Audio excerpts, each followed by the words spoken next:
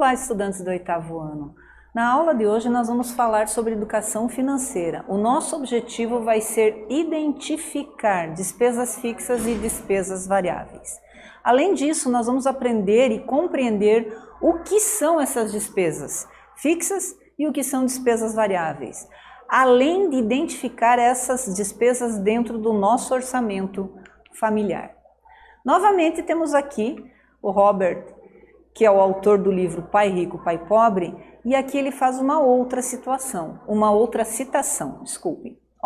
Mais dinheiro não resolve o problema de quem tem muitas despesas. Afinal, tem gente que ganha bastante dinheiro e ainda assim não dá conta das despesas. O que quer dizer isso? No imaginário da gente, uma pessoa que ganha muito dinheiro, tem muito dinheiro sobrando. Pessoal, não é sempre assim, tá? Às vezes, quanto mais dinheiro eu ganho, mais dinheiro eu gasto. Ou seja, os meus gastos crescem na mesma proporção, né, do que o que eu ganho. Ah, eu ganho muito, então eu vou comprar um carro de luxo. Mas esse carro de luxo, se um dia estragar, a manutenção dele também é muito cara. Ah, se eu bater esse carro, o conserto da batida é muito caro, então eu posso ganhar muito, eu gasto muito se eu não cuidar. Esse é o grande detalhe. Pense comigo, o que são, afinal de contas, despesas? Quais são os tipos de despesas que uma pessoa pode ter? Por que elas comprometem tanto o nosso orçamento? No exemplo do carro que eu dei, a despesa é a batida, o conserto da batida do automóvel, ou o conserto, a manutenção desse meu automóvel de luxo. Então, despesas são gastos que uma pessoa e sua família possuem. Dependendo da quantidade ou volume de gastos, pode comprometer toda a renda familiar. Então, se despesas são gastos, renda é tudo que a minha família consegue ganhar, é tudo que entra de dinheiro na minha casa, na minha família. Nem sempre a renda vem só do salário do pai ou da mãe. Às vezes eu tenho rendas diferentes. Eu tenho uma outra casa nos fundos da minha que me rende um aluguel. Eu faço algum produto para vender para fora, um crochê, minha mãe faz salgadinho. O que acontece? Isso também é uma renda. Então, nas rendas só tem uma, é tudo que entra. Perdão. Agora, as despesas podem ser fixas e podem ser variáveis. Vamos acompanhar comigo. O Mateus, todos os meses, tem que separar 30% do seu salário para o pagamento das despesas fixas. Ele já sabe que não poderá contar com o valor integral do seu salário. O que é integral mesmo, gente? Integral é tudo que ele recebe, né? Então ele não pode contar com o valor total do salário dele. Por quê? Pois ele tem outras contas para pagar. Então ele se organiza financeiramente de modo que o restante do seu salário seja utilizado para pagar os demais gastos que ele tem durante o mês. Olha eu aqui pensando, Mateus e suas despesas fixas. O que será que é fixo aqui? Né? Ele precisa 30%, 1/3 do salário dele para pagar despesa fixa. Mas o que são essas despesas fixas? Acompanhe comigo.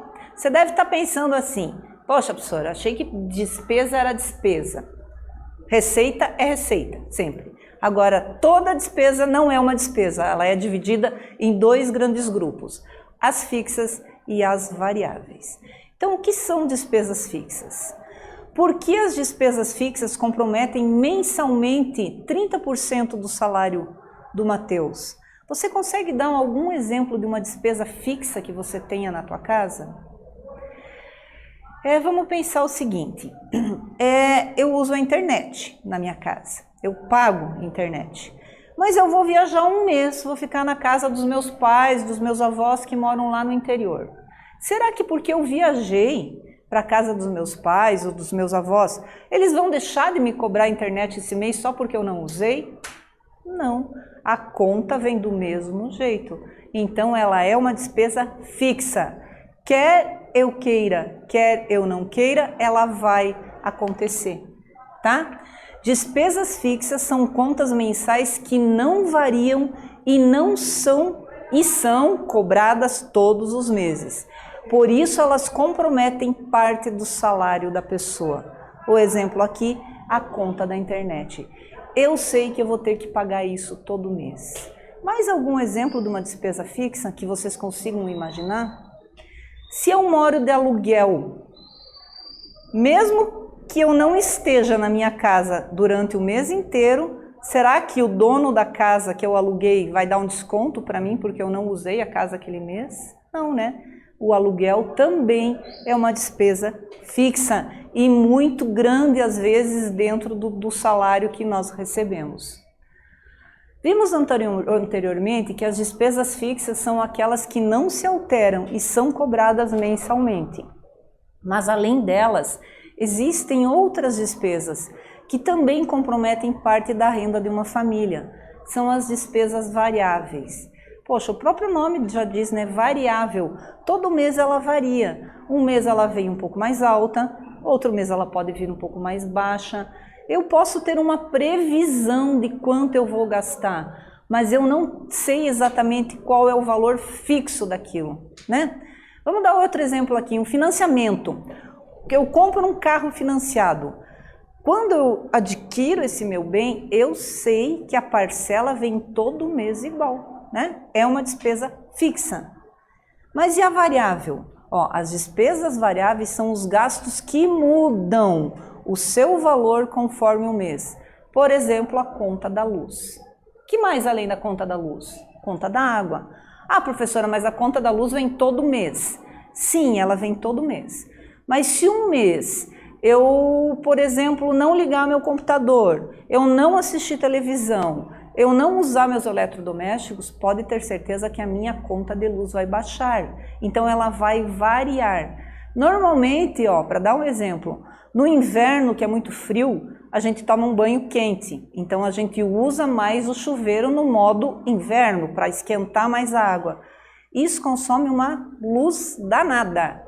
Aí, no inverno, a conta de luz da nossa família tende a vir mais alta.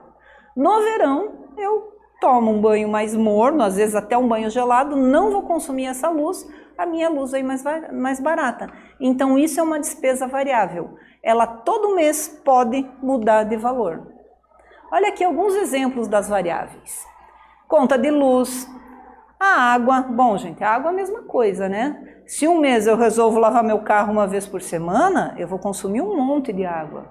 Se eu não lavo o carro nenhuma vez, é óbvio que vai diminuir, né? Se eu tenho, num mês eu recebo visitas na minha casa. Vem meu avô, minha avó, meu tio, minha tia, vão ficar um mês na minha casa passeando. Gente, nós somos em mais pessoas aqui para consumir mais água, tomar mais banho, ou seja, essas contas vão aumentar. Inclusive, gastos com alimentação, né? Então a família está maior, vai comer mais, eu vou gastar mais. Gasto com transporte, por que é variável? Às vezes, eu vou visitar alguém, eu preciso ir para o centro outras vezes. Não é todo mês que eu vou nos mesmos lugares, então é uma despesa variável. E gastos com lazer. Esse aqui, gastos com lazer, é uma das despesas variáveis que às vezes consome o nosso dinheiro e a gente nem vê. Ah, eu só comprei uma coca. Ah, é só um salgadinho que eu estava com vontade.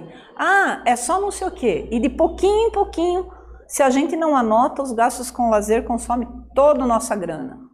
Bom, vocês acham que as despesas fixas comprometem mais o orçamento familiar ou as despesas variáveis que comprometem mais?